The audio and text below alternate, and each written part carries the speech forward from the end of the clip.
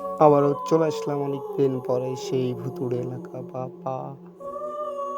তো এত গাছ এখানে যা বলার বাহিরে। ২-৩ কিলো রাস্তা এত ঘন গাছ, এত পরিমাণ ঘন করে লাগিয়েছে।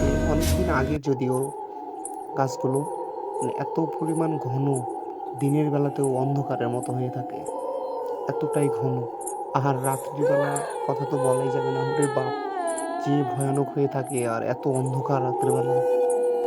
প্রচণ্ড পরিমাণ ভয়ের একটা রাস্তা।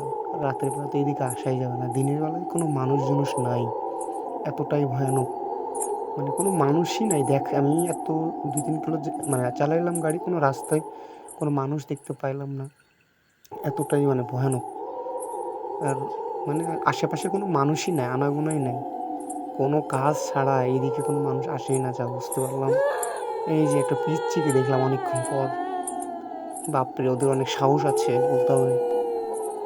মাঝে মধ্যে আসা পড়ে এইদিকে খুব